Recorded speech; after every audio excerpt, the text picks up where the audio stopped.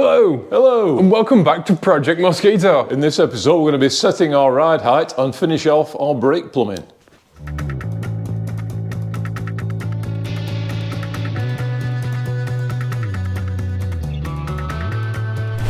It looks like a car and it feels car-shaped.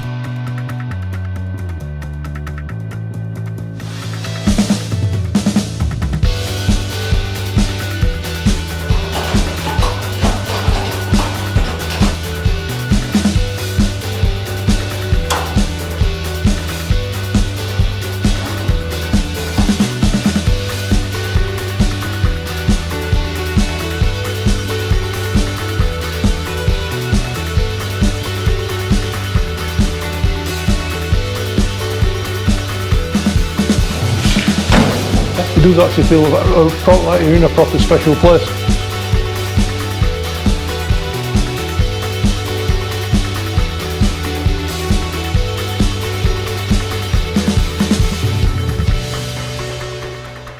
A long time ago, when we made our chassis over there on its little chassis table, we made it on a completely flat surface, and then we fit our beautiful triple tube inverted EMC off-road coilovers. They're a thing of beauty, but what they aren't is the right spring length or the right spring rate. These springs are for a different vehicle entirely. They're for an off-road racing buggy, which this is not.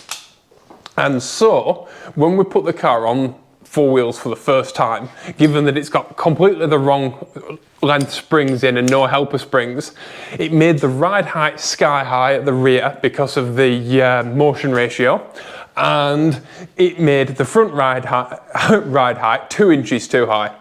And so what we need to do now is actually set it at the right ride height, and so that we can figure out wheel arches and stuff, and we can have it at the correct ride height without putting all the weight and the engine and stuff in the car, and it will just sit there at its correct ride height. So to do that, we're going to temporarily replace these with some lengths of box section, which will be far less good at shock absorbing, but far better at getting our car as it needs to be. And then that should help us to figure out what length springs we need when the time comes. Another thing we need to take into consideration is that we're going to be putting bigger back tyres on as well, which I haven't ordered yet, because they'll lift the back end up as well. Yeah. And that's the thing about it, like we've gained rear ride height because we moved the shock mount, but then we've gained ride height because of the motion ratio, but then we'll gain ride height again because of the taller tyres. So we've got to be careful. Otherwise it'll end up looking like, was it Hong Kong Phooey? The karate dog, yeah, from Hanna-Barbera. Yeah. That had the beach buggy.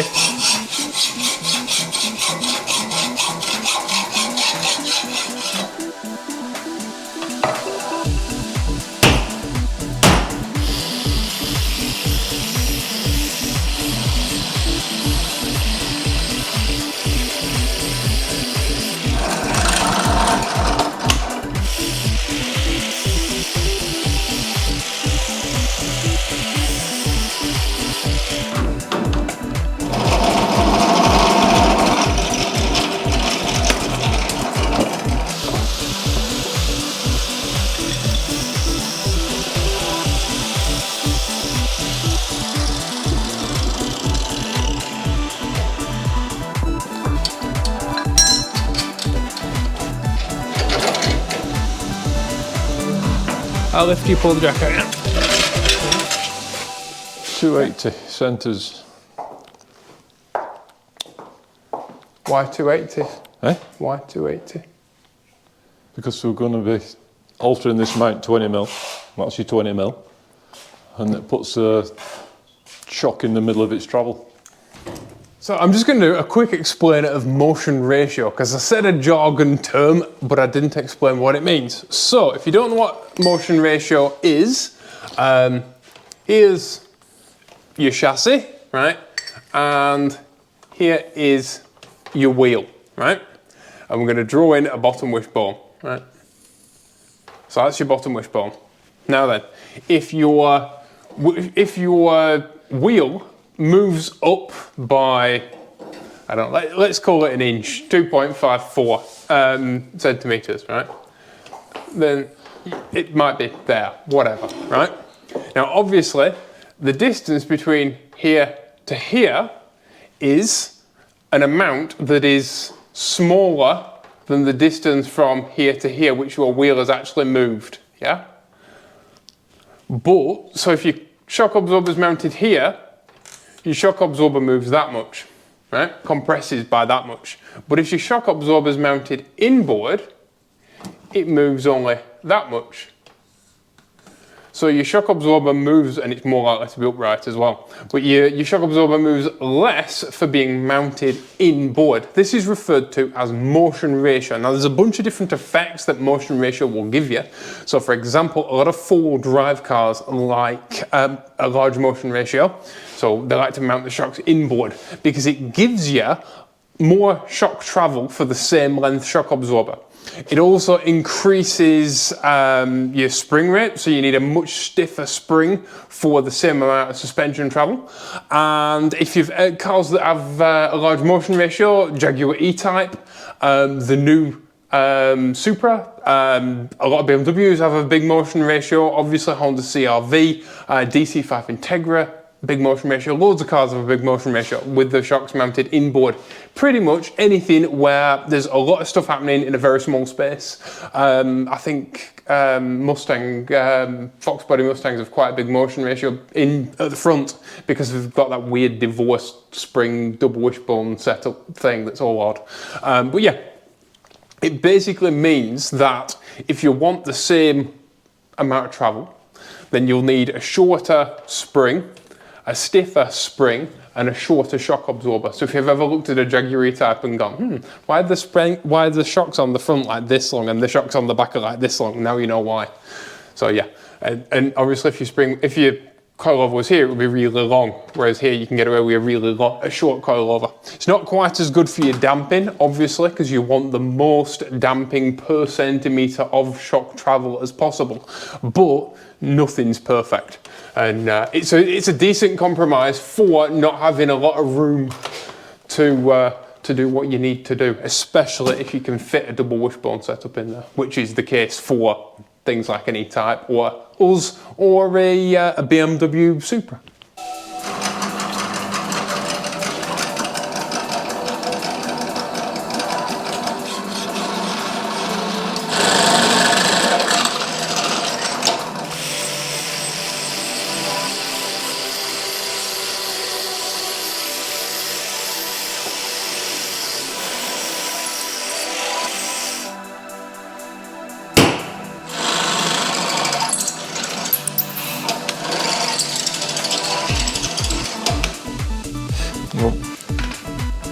A bit more. That's it. I mean, a bit more. Oh, do you want me to just weigh a bit more? Yeah.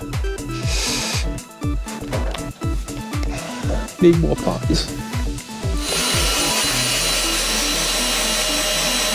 And if we've mentioned sag, and you don't know what sag is the amount of drop that your wheel has when the suspension is unweighted.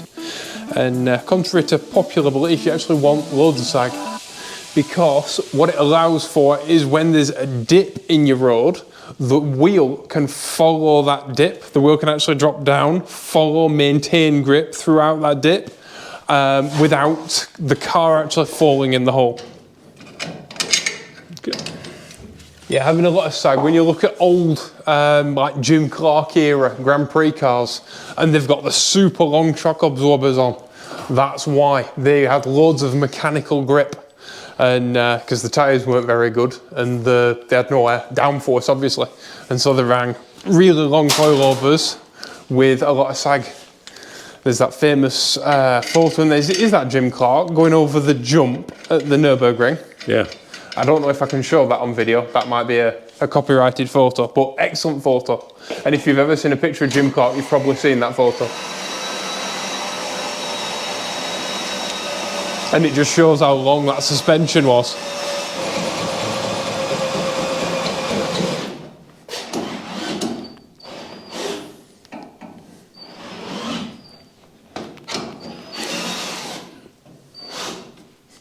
As well as our coilovers, we are also supported by our YouTube members and Patreon members. Our slicks and qualifying slicks of whom get a shout out mid-video, and qualifying slicks are first because they get their name on the finished car. So I'd like to say a huge thank you to Derek Green and Steve Schriefer. And the slicks, Alex Bottomley, Jamie Dowden, Neil Fuller, David Flaherty, Old Goat, Robert Millwood, Logan Pillsbury, Rob Podmore, Liam Quinn, Darryl Rowe, Tim Ritchie, Mike Satke, Joe Shipley, and Andy Wood.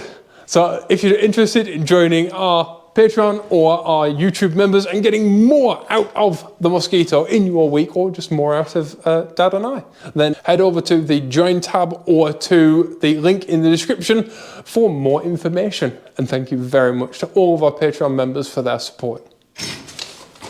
Well, does that look better? That looks so much better. Oh, I don't look like a beach buggy anymore. It was Goober and the Ghost. Was it Goober and the Ghost Chasers that had the beach buggy, or was it Hong Kong Foo? It's in my brain now and it's really annoying me. No. Well, there used to be a cartoon called Speed Buggy. Yes, there was. That looks better.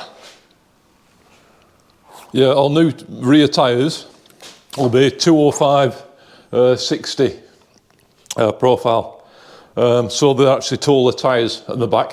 Yeah. The front ones are 185 55s, and the front ones will be 205 60s. So they'll make the back end slightly taller. There is actually some really expensive Yokohamas as well, that when the car's finished, we might put them on. They're even wider, but they're not a bigger rolling diameter. No. We've got quite a few different tyre choices for this car. It's quite a flexible design, and we can actually put 15s on if we want. These are 14 by 8 if you've forgotten. But yeah. Yeah, we can go up to like 225s. Yeah. Should the need a ride, but it's such a light car, it doesn't need a lot of tyre. No. Yeah, we went for these Toyo CF2s, partly because they're really popular with the hot hatch crowd, and partly because they're cheap. Less expensive. No, Dad, compared to two CV tyres, Yeah. what's a two CV tyre now? 135 quid each, Yeah. and these were like 45 each. Yeah. Like, compared to a two CV tyre, they are cheap. And two CV tyres, Lotus 11. Use two CV tyres, exactly the same tyre, yeah? Right, let's pop this on.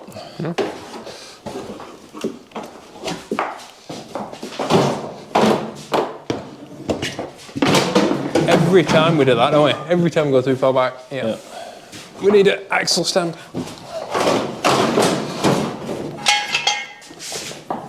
It'd be really handy if we had a handbrake as well. It looks better just with the roof not at such a stupid angle. Yeah. It's little. The roof is generally under the wing mirror of most cars. It's not quite as low as a Europa though. I think a Europa roof height's like 62 inch and this is like 63 or something. Inch?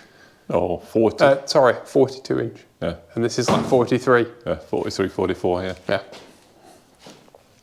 And having been around GT40s, they are utterly miserable to get in and out of. And so I'm happy with, I'll take that extra 3 inch, and I'm sure Dan Gurney would have as well.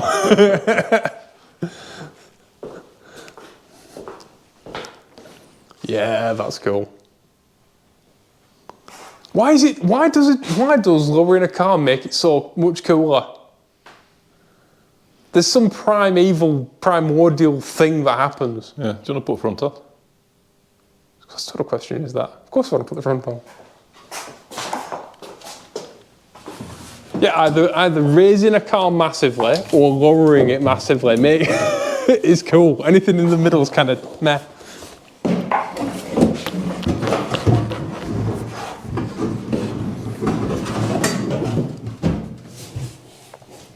You're just going to chuck the jack under the front for now?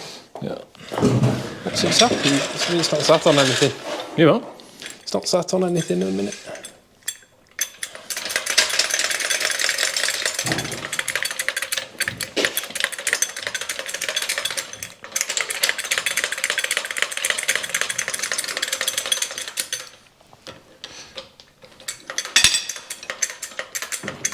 that it? Is that level? Your side's not. It's stuck on something. There's a bunch of height in all of this that doesn't need to be there. So it's not going to be.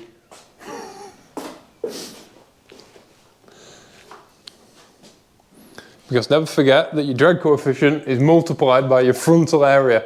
So if you can't make your car more slippery, just make it smaller. And that's why when you see a racing car in a magazine, like a Le Mans car or something, they look massive. And then you see one in person and they're like a shoe. GT40 is a prime example of that. It looks like a big car. And then you see one and you're like, oh my God, it's smaller than an MX-5. It's like teeny tiny.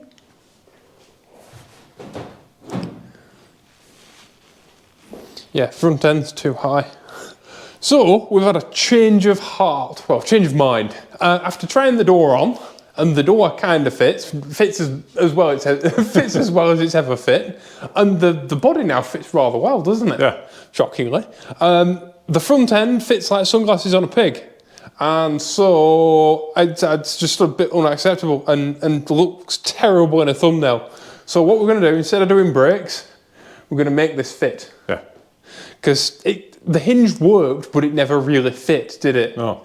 And so, yeah, we're going to whip it off and adjust it up and get it fitting properly. Yeah, it's just a matter of adjustment. It's not. No, but it's perturbing.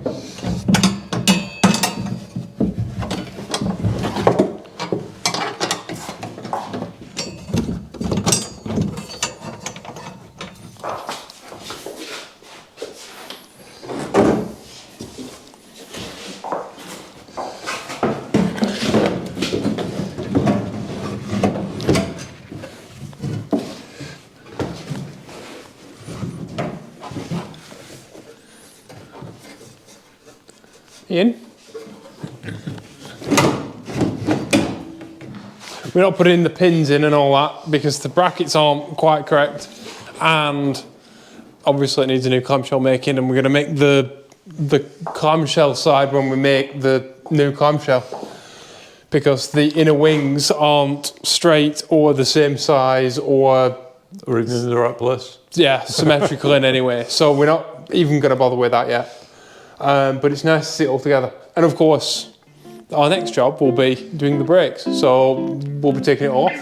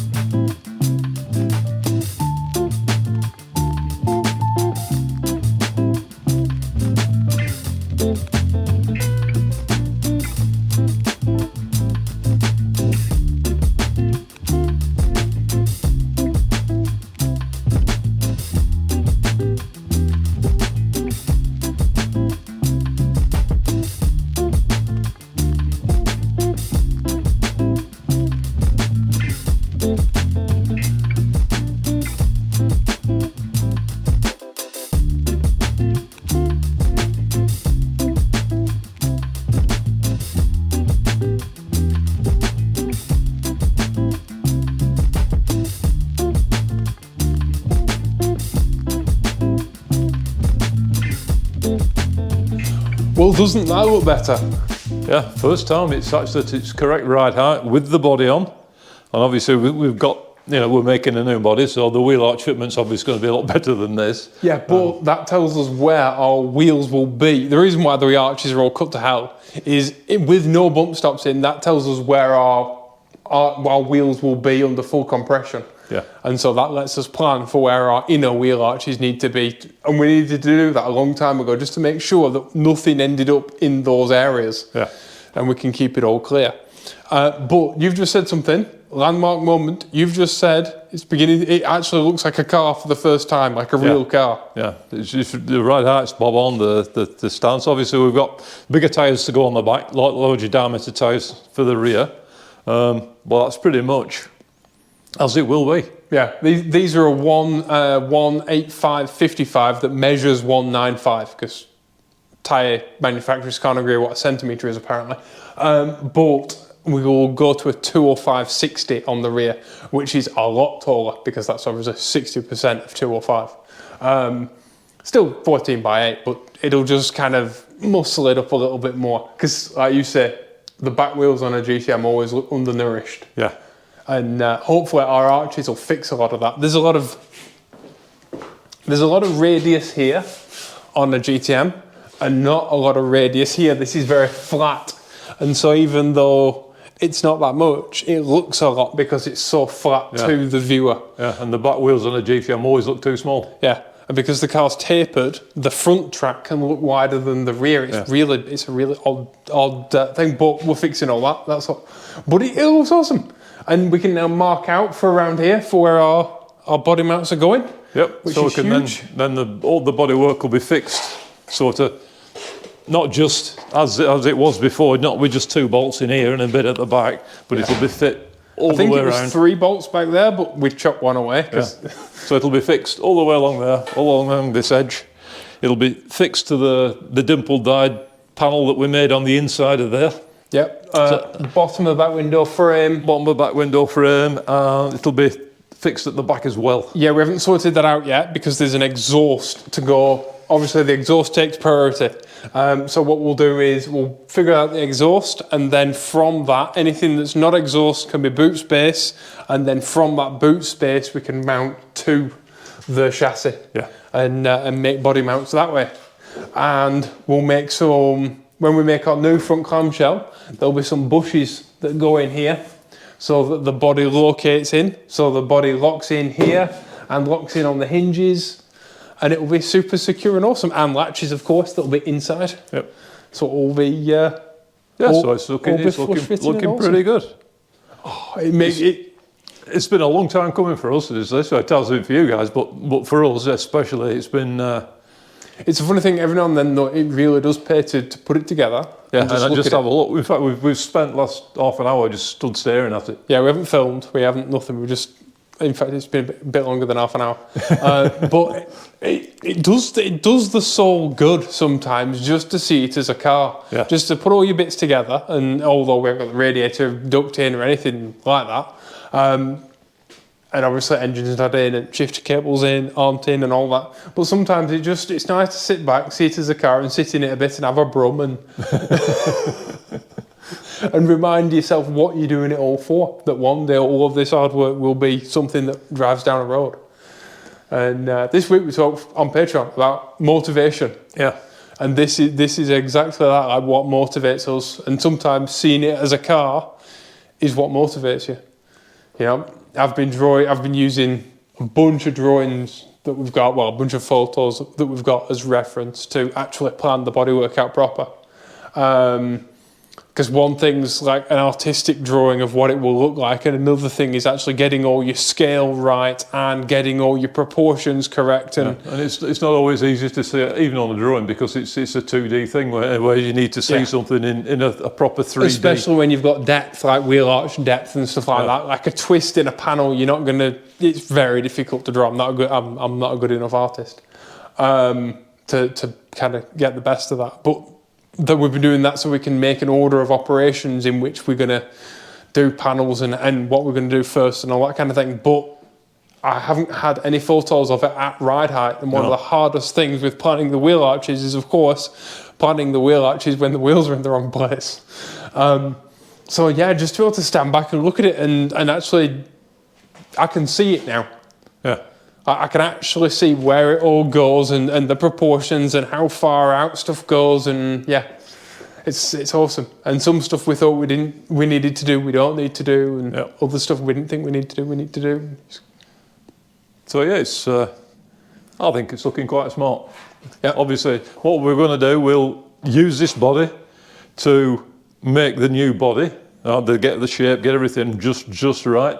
Then we'll take a mould. We'll make a mould. Yeah, this will become a plug for a mould. Yeah. Then we'll make the mould, and then we'll make a brand new body that can go on. I can't wait actually. And because it's so well supported, it can be super lightweight and super thin, all the bodywork, and it won't go floppy. And just awesome. So happy. I can't wait to see it with that flipping sunroof in it. Yeah. There's so much I can't wait to change. The fact that the doors aren't on the body line, and the fact that there is actually a body line, and one day we'll be able to see it. But yeah, I love this car. I really do love this car, and I don't say that enough in these videos, but I do love it, and it's so many hours, but it's worth every minute. For the first time, it looks fast stood still. Yeah, it's everything that I wanted it to be, and there's so much to come, which is worth looking forward to. So tell us what you think. This week you'll have already seen them, because we're gonna have loads of beauty shots, and then yeah, I hope you've enjoyed this little midweek video. We've been trying to get back to making midweek videos, and we think we might have found kind of a way of doing it. So hopefully you've enjoyed this. We've been trying to get back to two videos a week, haven't we? Yeah. We've missed doing it. But it's a lot harder than it. It's a lot harder to do than it is to say. We're not gifted with. We have many skills, none of which are organisation. So yeah, tell us what you think. Tell us what do you like, what do you not like, what would you change? Yeah, leave us a comment. Tell us what you think. Yeah, tell us what you think. A huge thank you to all of our Patreon members who will have seen the car like this before you did, because they're a member of Patreon or YouTube memberships. If you'd like to become a YouTube member or a Patreon member, then check out the link in the description or the join tab. Thank you all for watching. Please be awesome to each other. We'll see you in the next episode. Bye-bye. Bye-bye.